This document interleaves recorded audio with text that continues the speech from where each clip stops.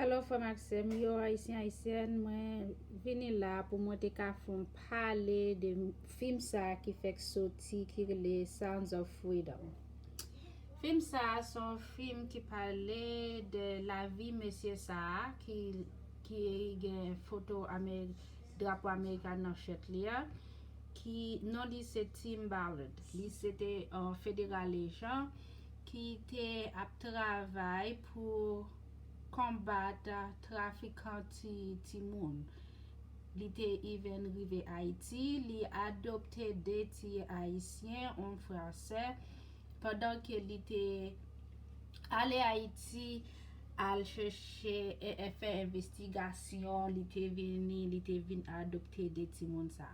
Son film que moi a mande nous pour nous regarder, pour nous supporter parce que son bagay qui vrai. Et l'autre raison qui fait moi venir pour moi qui fait moi venir parler de ça, c'est parce que après que moi fin regarder movie moi sur bagay TikTok moi aller moi fait une vidéo sur TikTok qui juste pour dire moun yo pour aller garder film nan. Ouais, c'est pas un surpris que l'ité pour moi que après moi fin fait ça TikTok te ben vidéo li dit que vidéo a violé guideline communautaire. Ça que moi trouve qui drôle dans ça, c'est que ça fait deuxième vidéo que TikTok dit que moi violé guideline qui tous les deux vidéos yo c'est à propos de aider Timoun yo, protéger Timoun yo. Vidéo ça moi te just post li c'était mon journal que m't'a regardé qui t'a montré que loi qui a passé en faveur des pédophiles. Grand monde qui a prend Timoun pour y abuser sexuellement. Yo dit que vidéo a te en compte de guidelines communautaires. Et m'ta reme nous garder ça parce que moi-même moi gon histoire personnelle de ça. So alors m'ta demande nous m'a ban un petit vraiment. 288. How many kids you found?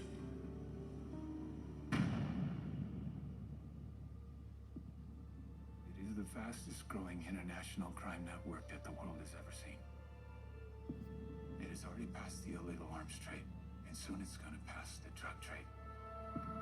Because you can sell a bag of cocaine one time to a child 5 to 10 times a day. God's children are not for sale. How long have you been doing this? OK, nous tendez ça que li dit. Ça le dit là c'est que un drogue capable vendre et puis tout fini, l'argent fini, moun a aller li utiliser drogue la fini. Mais on ti moun ou capable vendre 5 à 10 fois. Tant que yo fait l'argent sous lui. Alors gon l'autre média que moi trouvé que nèg ça li même li commenter et puis tout n'a pral wè qui ça un journaliste dans CNN a dit de bagay Ask ça. you guys a question. Especially those that have gone to watch it or those that are going to watch it, that made plans to watch it. Are any of you all that you know of members of QAnon?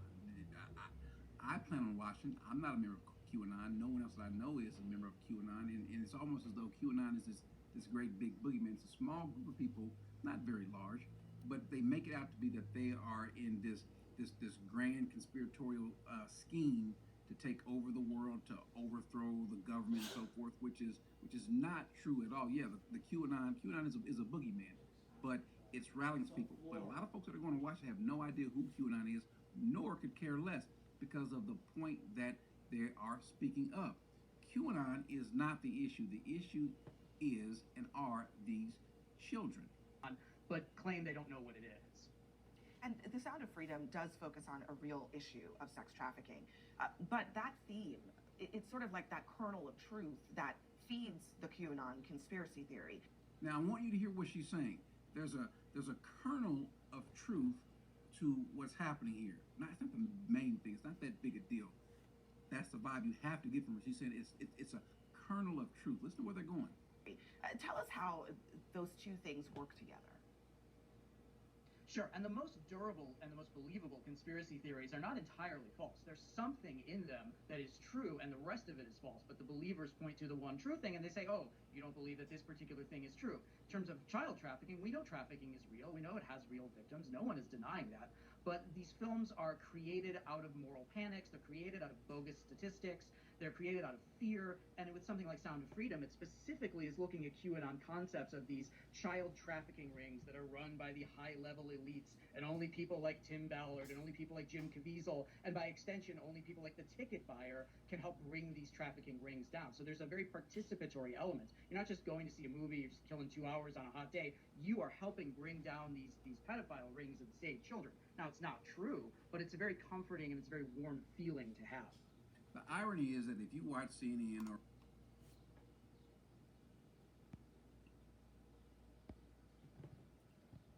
Le problème qui gen nan bagay sa, c'est que yo pase que pour yo dire que child trafficking c'est pas un problème. Yo dire que y a brainwash moun. Moi même peut-être pas, moi connais que child trafficking c'est un problème parce que moi même moi qui fait mal, les mal ouais movie ça, c'est un bagay qui était vraiment frappé moi. Parce que là que moi-même moi était Haïti, ça fait à propos de 30 à 31 ans de cela. Mon petit sem qui te manqué yo te manqué prendre, c'est bon Dieu fait pour moi. Moi levé, maman mal travail.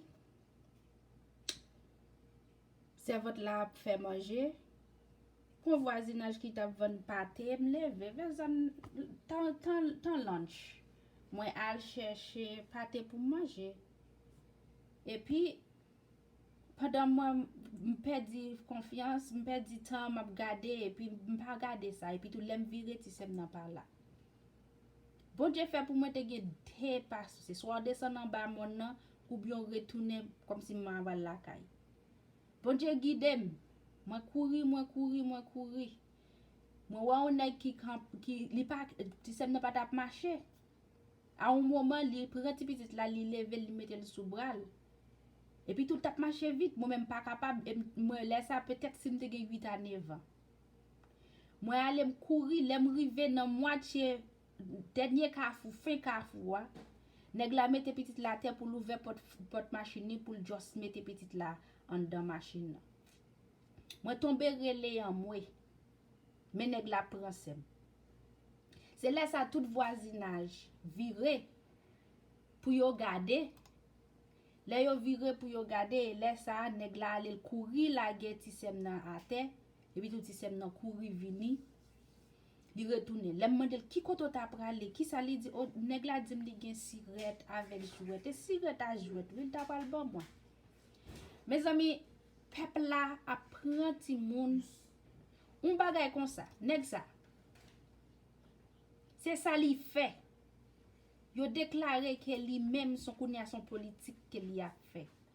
Bagay ça après que li te fin rive, son bagay qui te traumatisé, nous kon bagay qui le PTSD. Les moi rive la kay, moi just qui te pate yam prenti sem nan mal la kay. Tellement saisi, m'tap shake, en dedans m'a tremblé, que m'a bat fort. M'prenti sem nan moi entre m'pa di rien, tellement peur parce que qui ça m'dabral di maman. Qui ça m'dabral di moun pou me retourner la kay, senti moun nan même, senti sem nan. M'vin prendre m'kebel la même, nous coucher, dormir prendre et puis tout bagay la vin passer dans tête moi m'oublier. C'est ça que yo relé post traumatique. OK? PTSD. Mes amis, qui l'est que vin rechanger ça? Eh bien c'est en 2021 pendant maman vin garder Timoun moi pour moi la ka moi pendant m'a travail maman me relève li dit oh yon nan Timoun moi yo m'gè des petits garçons li te gon ti cousine qui la ka la qui était la ka la tout yo vire yo levé yo sorti dans la ria sans yo pas di mami même nan travail mami me relève li dit oui m'pa wè petite wa non mais petite la levé li sorti avec l'autre petit fille m'pa wè. C'est là ça, là que li relem li dim bagay ça. Par la frappe, c'est là ça moi changer, qui ça moi te vive, qui gens que moi te manqué perdu sem, non condition qui mal. Mes amis, nous connaissons que y a un pile bagay que la vie a passé.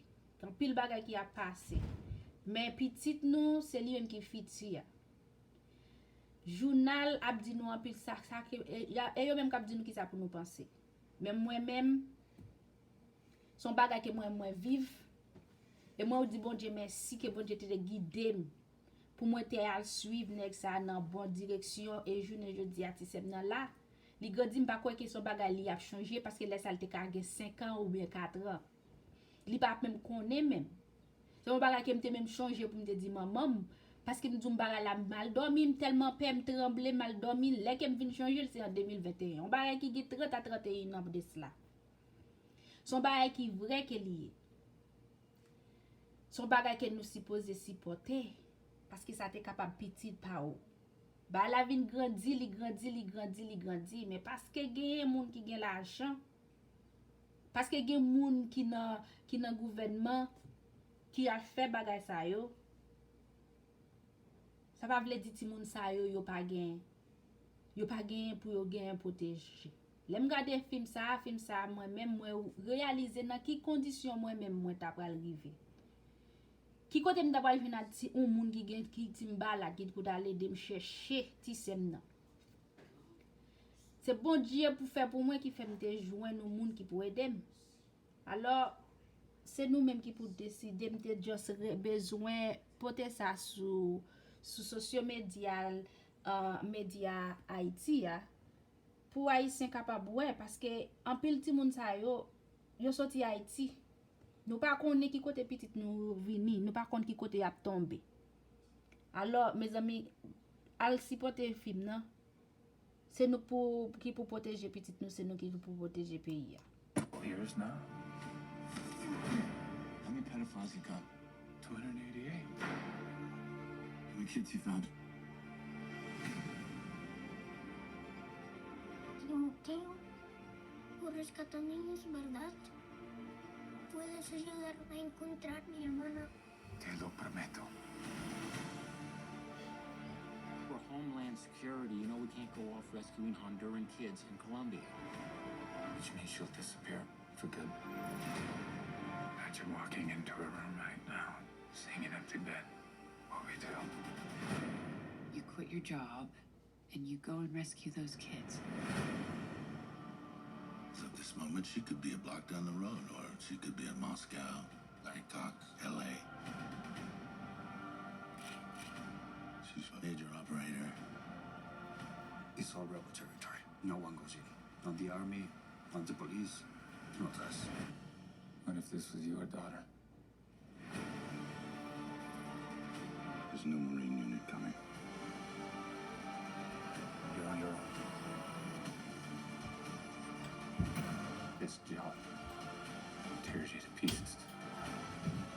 And this is my one chance to put those pieces back together.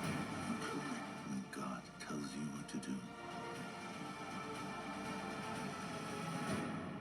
you cannot hesitate.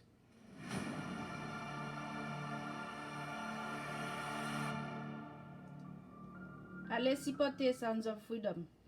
An estimated 2 Timoun million children are trafficked every year, and we can help them. Sound of Freedom is based on a true story about real-life heroes saving kids from the Histoire dark qui world vraie. of child trafficking. We know this is Moi heartbreaking connais and qu'elle it est vraie hurts parce to que look moi at. t'ai But the vécu. first step in helping these children is hearing their story. Not enough people know this problem exists, and even fewer people are willing to do anything about it.